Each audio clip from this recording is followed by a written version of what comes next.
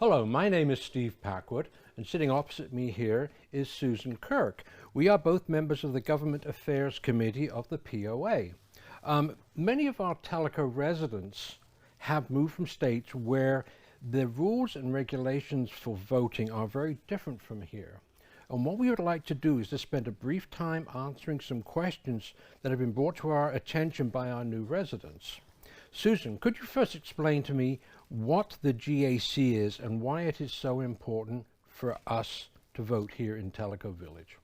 I'd be glad to, Steve. It's so important for people to understand what the Governmental Affairs Committee does. We were created about 6 years ago by the POA board to create relationships and establish bridges with elected officials that we as a community needed to deal with to accomplish things for the benefit of the village. And so they created a charter, which is our governing document as to what we do and why. We are liaisons for the village, outside the community and inside the village. We are advocates for whatever issues are affecting us. We are to help educate the villagers in regard to any issues where they need to be concerned. Asian carp is one. Potential growth is another. And then the lastly is with that education to encourage voter turnout, which we have been doing. Thank you, that's good. Could you tell me though, one of the questions I am asked quite often is why do we vote so often here in Tennessee? We do. Tennessee does things differently. We do because they try to make it as clear-cut as possible. So you have your presidential election every 4 years. 2 years later, you have your county elections. They run on a 4-year cycle as well. Most of your county officers are elected during that county cycle. We're in the presidential year, needless to say. Our early voting has already started. March 5th is our presidential primary. We are part of Super Tuesday. So the presidential primary, needless to say, we have the presidential ballot we can vote on. There are actually 2 county offices that are on the ballot this year. One is your property assessor, and he is the person who places a value on your property. So you definitely want to pay attention to that. The other is the school board. There's a school board candidates, I believe it is the odd number district that are up for election on this cycle. And so you need to pay attention to who your school board candidate is. We are District 1 and District 7.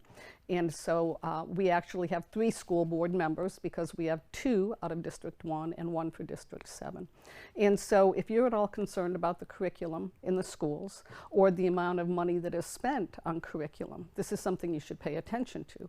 In Loudoun County, the educational part of the budget is over 65%.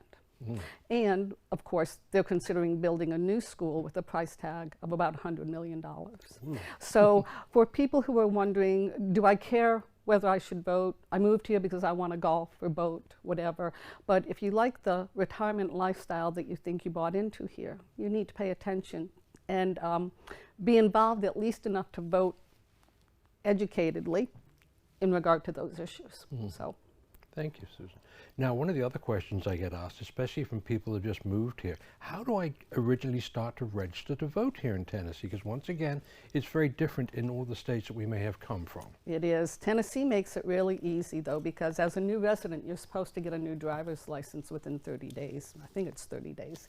And that's one of the best places to register to vote. You can do so in any of the government offices, our Department of Health. You can go right down to the elections office and so forth. You can do it online. And so there's a voter website for Loudoun County Votes.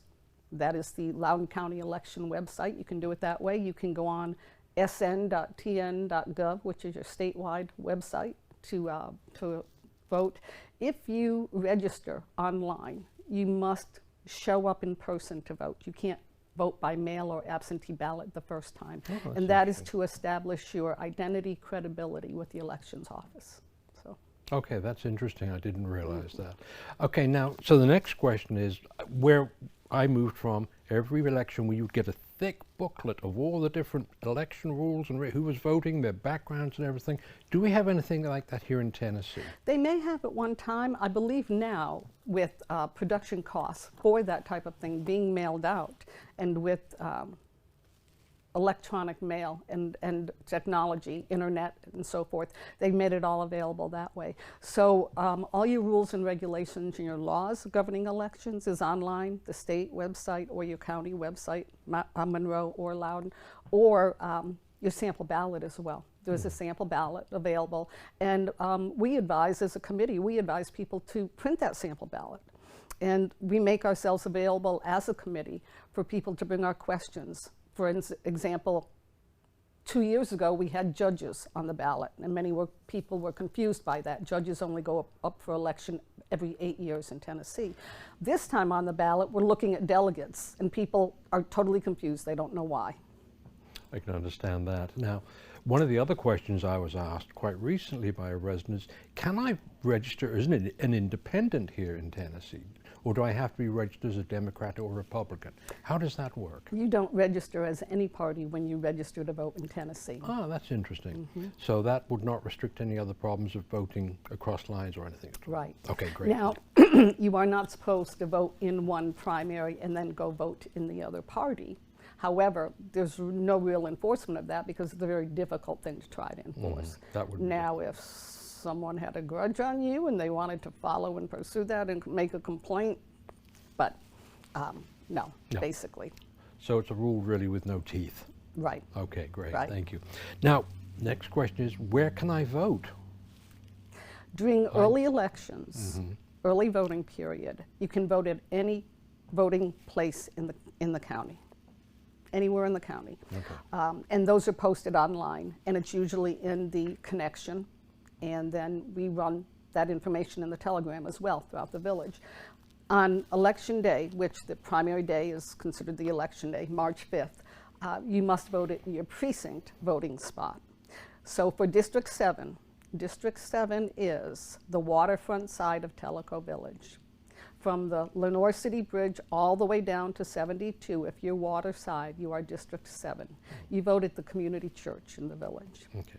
If you are land side, all the way down to Clear Creek boat ramp, you are District 1.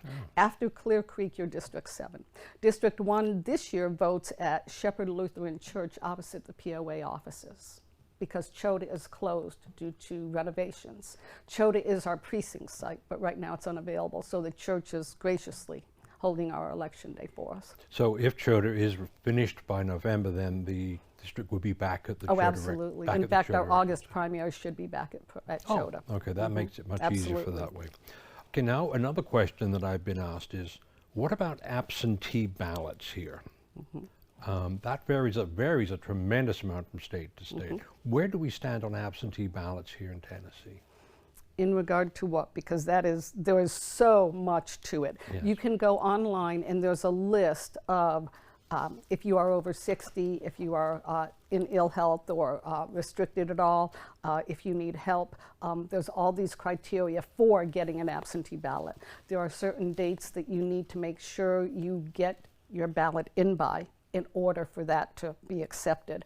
And so for the best guidelines on that, I would go right to those websites and look at those dates. But we have been set up with information in new villagers. And so we provide a lot of that information. Many times a new villager will come up to one of the tables and say, I've already registered, I want an absentee ballot, but I don't know if I made it by the cutoff date. So I can give them that answer. I'll look it up for them. And the reason I say that, I look it up for them each primary or each election. That absentee ballot deadline could change with each primary and each election. Again, why are things the way they are in Tennessee? It changes with each primary. Each election. For each specific race being run. Okay, that's very interesting. Now, when I go to vote, what do I need to bring with me when I go to vote? Photo ID. Photo ID. So that means a driver's license, a state issue ID, a weapons carry permit, anything with a photo ID that's government accepted. But I don't need to bring any kind of voter registration card or anything? In fact, I forget mine. I bring my driver's license. Okay, that's interesting. Okay, once again, I know there's lots of questions about driving licenses and validity for wanting to vote, so thank you for clarifying that. Now, once I've registered to vote, I think you said earlier there's no such thing as a party affiliation when you register. Right. So really, I wouldn't need to change my registration to No. change. But now, if I was moving or changing my address within the village, how would I do that? How would I change my You registration? would want to change that at the elections office or online. You can change your voter registration online. You do want to do that because when you show up to vote, they're going to verify your identity and where you live. And if that has changed, then they need to verify that change that day of voting. It's gonna make it longer on you in the process. And also based upon the fact of where it's divided with voting. Well, exactly. Sections, you know, you Use can go to the myself wrong as an voting example. place. I initially moved here Yes. and in a house that was too big, but we loved it. And I was in District 7. And so now, a few years later, downsizing, my move took me into District 1. Uh-huh. So definitely, if you move, you need to change that with the elections office to make sure of which district you're in for voting purposes. Now, I have had a couple of questions about delegate voting. What is that all about?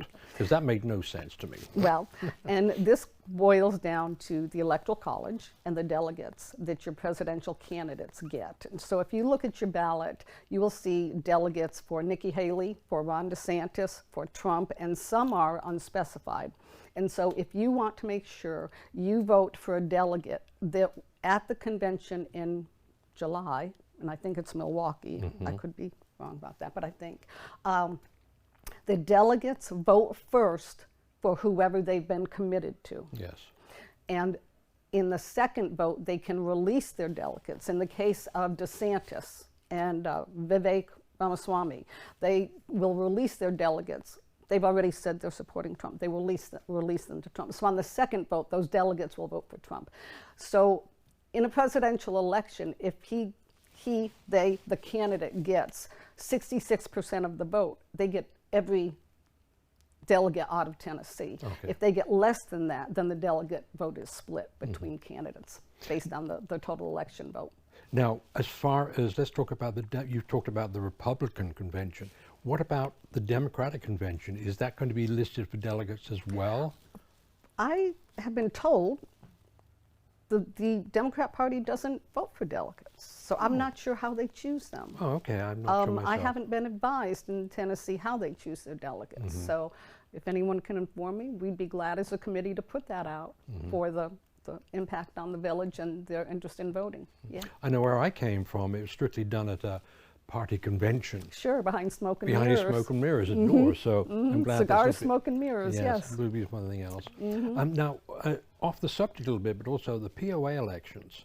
Could you tell me about where they're held? Because that's an important thing for us in the village too. Well, the POA elections are held right here in the village, and they're held online. If you need a paper ballot, you can arrange to get a paper ballot.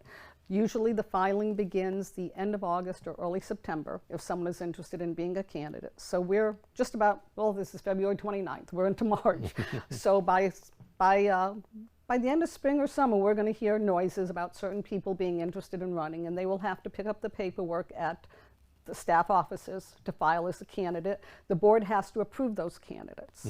And then the candidates are announced, and we will get notice of when we can start voting online. You're sent a special letter with an ID number that is yours and yours alone, and there's a special service that they use so that your votes are secure. No one can view who voted how. Final ending date, voting date comes, and then they announce who won. So it's all done right here in the village. Good. Now, one other thing that I know the Government Affairs Committee does is promote forums for the different candidates, both in the general elections and in the POA. Is that something we will be doing this year as well? We've been doing forums and legislative updates ongoing. And so the reason we do this is, again, part of our mission, our primary goal, to educate and encourage people to vote. And so we have got candidate forums scheduled because we have a district attorney up for election in Monroe County, which covers Kahidi. There's 3 candidates there. We have a new Senate seat, no, I'm sorry, not a new Senate seat, but a new Senate position. The senator in Monroe that covers Kahidi will not be running for re-election, and so you have 2 candidates who already have interested in that race. We will be having a candidate forum in Kahidi for the Senate race. You have the election for our state representative and our U.S. congressman. that we will have a candidate forum for. So that is all for voter turnout. And so how do we as a committee track that? Are we doing this? Are we having an effect on voter turnout? And so I get daily reports from the elections office ongoing during this early voting period we're in. And so far, District 7 is 90%, 92%. You have District 7 North and South. I don't know why the elections does that, because all of District 1 is in the village, but it's still separated out per the elections office. So what separates it is the traffic light at Tokwa. So I think District 7 South is a little bit higher than District 7 North, but they're over 90% voter turnout right now in this primary.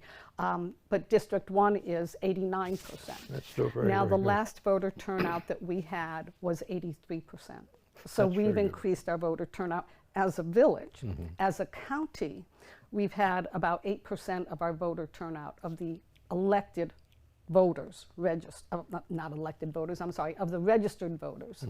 And so 8% turnout on registered voters is low, but that's exactly the point with primaries. Yes, it's a low voter turnout, and you work to turn out those voters. It makes so much difference that people show up and vote during a primary, because all politics is local. It starts right here.